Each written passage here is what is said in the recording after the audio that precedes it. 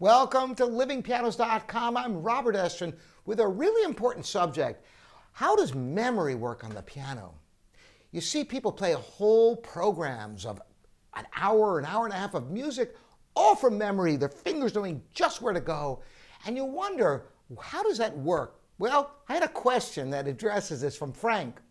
Frank asks, when professional pianists perform long, complicated pieces, say a concerto or sonata, how much of that is from muscle memory versus actual explicit memory? That is, do their hands just know where to go, or can they actually write out the scores of the works they perform?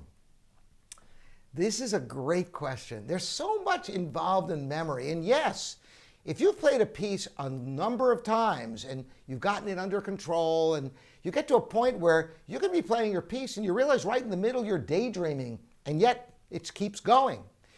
Well, this is a fact of life, not just with piano playing, with so many things we do. For example, walking. When you walk, you can be thinking about many different things, but the act of walking actually takes a tremendous amount of coordination, as you can see in the face of a toddler learning how for the first time. Driving a car, I hate to say it, but you can drive a car while not really being aware. Did you know that there are people who sleepwalk who sometimes drive cars? That, by the way, may explain a lot of what you see when you're driving on the freeway. But getting back to the piano, yes, muscle memory is an intrinsically important part of memory on the piano because for those brief moments when you lose concentration, thank goodness you have kind of a freewheeling effect of your fingers keep moving. However, you certainly can't rely upon this. Your fingers don't know if you're in the earlier part or the later part of a sonata movement and could easily take a wrong turn at any point. Like when you've made repeats, did you make the repeat already or you have to repeat again? Or if the section comes back at the end, do you keep going or is it over? I mean, you have to have that part of yourself looking down at yourself. So could you actually think through the whole thing and write it out? And the answer is, if you really, really know your score, yes, absolutely. You should know your score so well in an ideal situation that you know everything. Now, most of you, if you sit down at the piano and you just try to slow down a piece that you've played many, many times, it will be difficult to even play it more slowly just to be able to get from note to note without the benefit of that muscle memory, which is why slow practice is so important on the piano. It solidifies the memory. It makes you have intention with every note you play. And that's a great way to develop that kind of security and knowledge of the score is slow practice. Interestingly, slow practice with the score gives you the double reinforcement of the feeling of each note being delineated clearly and distinctly while absorbing the visual image of the notes on the score of something you've already memorized. Now, just writing out a score is an incredibly difficult task. You know that just writing out 1 minute of music can take hours of time, even if you know exactly what you want to write, just to do it neatly.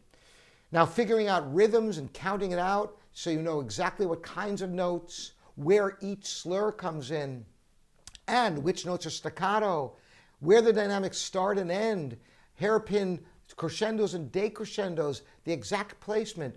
These are the kind of infinitesimally small details of music that can make a profound difference in the integrity of your performance.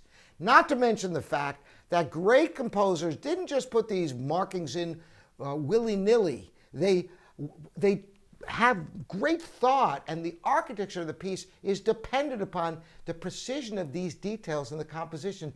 So it's well worth your while to learn the score exactly as it's written, to the point where you can write it out.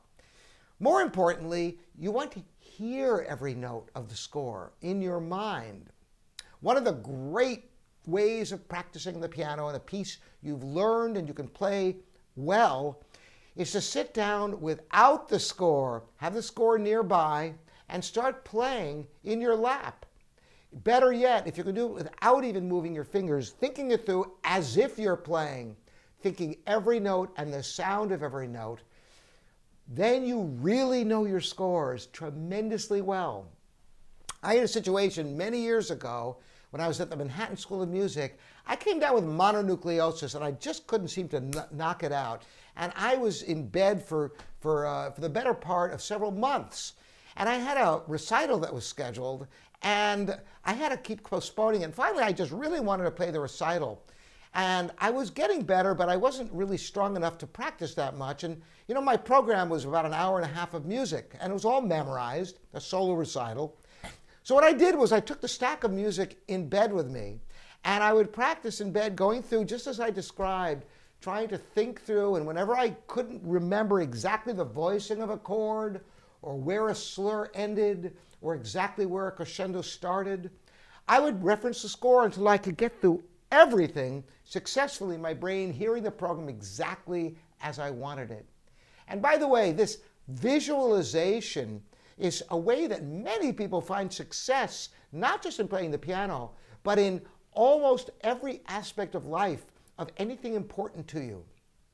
If you have a job interview and you want to kind of rehearse in your mind, or a sporting event, and you visualize what you're doing, basketball player imagining getting that free throw shot in again and again, this is the best kind of practice you can ever do because you don't have the benefit of the tactile memory, the finger memory, the motor memory. It's just pure thought, which is pure practicing. Because as I've said so many times, practicing is a mental discipline.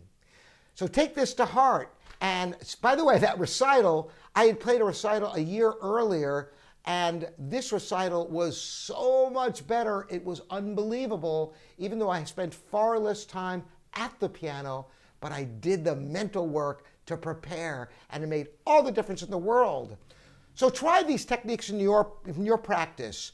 Take out the score of music you've memorized, play through slowly and securely. Take your foot off the pedal to hear what's really there. Exaggerate finger motions with raised fingers and staccatos delineated from the wrist, watching the score to really reinforce under tempo.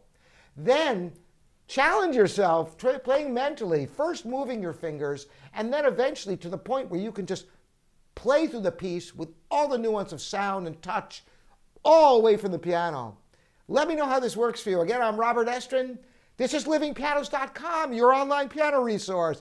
If you haven't subscribed, what are you waiting for? Ring the bell, the thumbs up. Really appreciate you joining me. We'll see you next time.